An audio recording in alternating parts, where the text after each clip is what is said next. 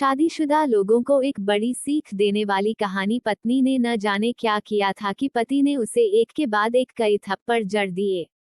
हमेशा हर सिचुएशन को शांति से हैंडल करने वाली पत्नी भी इस बार इतनी अशांत हो उठी कि उसने अपनी चप्पल ही निकालकर पति की ओर दे फेंकी। चप्पल पति के बालों को छूते हुए निकल गई। ये किस्सा यहीं पर खत्म हो सकता था, मगर पति ने इसे अपनी मर्दानगी का विषय बना लिया और बात बद से बदतर होती चली गई। रिश्तेदारों ने भी आग में घी का काम किया।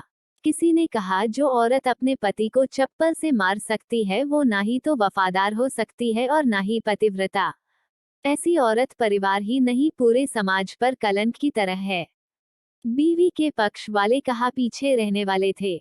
किसी ने कहा 21वीं सदी में भी जो स्त्री के साथ मारपीट करते हैं उन्हें तो जेल भेज देना चाहिए।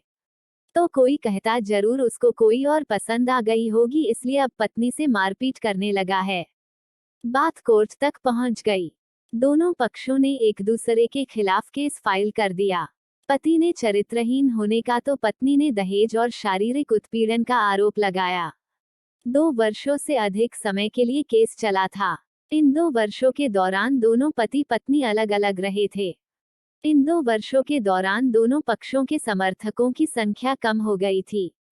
पहले जहां दोनों पक्षों में समर्थकों का समूह होता था, अब गिने चुने लोग रह गए थे। पति और पत्नी दोनों की आर्थिक स्थिति भी इस समय के दौरान नीचे गिर चुकी थी। जिन्हें वो अपना शुभचिंतक समझ रहे थे, पैसों की बात आते ही उन्होंने भी अपना पलड़ा झाड़ लिया था। अगर कोई देने को राजी भी हुआ तो मोटे ब्याज की शर्त पर। आखिरकार वही हुआ जो सब चाहते थे, डाइवोर्स। हर कोई खुश था, दोनों पक्षों के रिश्तेदार, उनके माता पिता और दोनों के वकील। लेकिन 5 साल की सुखद शादी और एक सुंदर बेटी होने के बाद मिले इस डाइवोर्स से पत्नी मूक थी और पति शांत। शायद ये एक इत्तेफाक ही था कि इस खुशी को मनाने के लिए दोनों पक्ष के लोग एक ही चाय की टपरी पर बैठे, आमने सामने। इत्तेफाक इसलिए क्योंकि ज्यादातर लोग जो एक दूसरे के विरोध पक्ष को सपोर्ट कर रहे थे वे एक दूसरे को अच्छे से जानते भी नहीं थे। पति पत्नी भी इन सभी से दूर एक दूसरे के सामने मेज पर बैठे। पत्नी ने पति से कहा, अब तो खुश होगे ना, तुम्हारे मन की जो हुई है, मुबारक हो, तुम भी तो आज जीत गई हो। मुझसे तलाक तो तुम्हें भी मिल गया है। थैंक यू, पति ने कहा। तलाक को तुम जीत का प्रतीक समझते हो? पत्नी ने पूछा। पति चुप रहा। थोड़ी देर की शांति के बाद पति ने कहा, मुझे तुम्हें 5 लाख रुपए अभी और हर महीने 8,000 देने का आदेश है। अभी मेरे पास पैसे नहीं है, इसलिए हमारा मतलब मेरा जो सिटी में फ्लैट है उसे तुम्हारे नाम कर देता हूँ। पत्नी बोली, लेकिन उस फ्लैट की कीमत तो 18 लाख की है। हाँ, लेकिन हमारी बेटी तुम्हारे साथ है और आगे जाके उसके खर्चे भी बढ़ेंगे, तुम्हें थोड़ी आसानी होगी। पति ने कहा, नहीं नहीं, मुझे सिर्फ 5 लाख ही देना और तुम हर महीने 8,000 तो देने ही वाले हो, मैं मैनेज कर लूंगी। अगर 5 लाख नहीं है तब भी कोई बात नहीं। पत्नी बोली। दोनों फिर से शांत हो गए।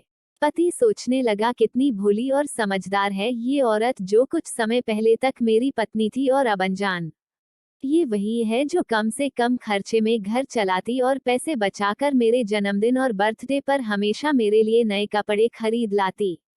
कभी बीमार भी हो जाती तो पैसे बचाने के लिए मुझे मालूम न होने देती और घरेलू नुस्खों से अपना इलाज कर लेती, मगर घर में कोई और बीमार होता तो तुरंत डॉक्टर के पास लेकर जाती। मेरी ही मति मारी गई थी, मैं ही अपनी झूठी मर्दानगी के चक्कर में इतनी बड़ी गलती कर बैठा। पत्नी के दिमाग में भी उथल पुथल चल रही थी। अभी भी वैसा का वैसा ही है, पहले भी खुद से ज्यादा हमारे बारे में सोचता था और अब भी वही कर रहा है। ये वही आदमी है जो मुझे एक्सीडेंट से बचाने के लिए खुद मोटरसाइकिल के आगे कूद पड़ा था और अपनी उंगली तुड़वा बैठा था। पता नहीं कौन सी मनहूस घड़ी में मैं झगड़ा कर बैठी। पति ने मौन तोड़ते हुए पूछा, अब तुम्हारे कमर का दर्द कैसा है? ज्यादा तकलीफ तो नहीं होती? पत्नी हल्का सा मुस्कुराई और बोली, अभी भी होता है, अब तो पेट में भी भभूके उठते हैं। वो तो होगा ही, तुम योगा या कसरत भी तो नहीं करती हो। अब किसी गायनेकोलॉजिस्ट को जरूर दिखा देना। पति ने कहा, तुम बताओ, तुम्हारा अस्थमा कैसा है अब? क्या अब भी दौरे पड़ते हैं? पत्नी ने पूछा, हाँ पड़ते हैं, पहले से ज्यादा, क्योंकि अक्सर इन्हें भूल जाया करता हूँ, याद दिलाने के लिए तुम जो नहीं हो अब। पति बोला। पत्नी के आंखों में आंसू आ गए। वो बोली, तुम्हें मेरे चरित्र पर सवाल नहीं उठाने चाहिए थे, तो ये परिस्थिति आती ही नहीं। हाँ, मैं जानता हूँ, तुम बहुत अच्छी हो, मुझसे गलती हो गई, बहुत बड़ी गलती। मैं लोगों के बहकावे में आ गया था। पति बोला, तुमने भी तो मुझ पर दहेज का इल्जाम लगाया था। वो बोला, गलत था, और इस बात का मुझे भी पछतावा हुआ। पत्नी ने कहा। पति कुछ कहना चाह रहा था लेकिन हिचकिचा रहा था। पत्नी ने पूछा, कुछ कहना चाहते हो? वो बोला, क्या सब पहले जैसा नहीं हो सकता? क्या मतलब? पत्नी बोली, मतलब कि हम फिर से पहले की तरह पति पत्नी बनकर, सच्चे दोस्त बनकर नहीं रह सकते। पति बोला, पर ये डाइवोर्स के पेपर दिखाते हुए पत्नी ने कहा, फाड़ देते हैं। पति ने अपने पास रखे डाइवोर्स के पेपर फाड़ते हुए कहा। पत्नी ने भी अपने पास रखे पेपर फाड़ दिए। सभी हैरान थे, वकील, रिश्तेदार और माँ बाप। पति पत्नी दोनों एक दूसरे के हाथ में हाथ पकड़े अपने घर की तरफ चले गए।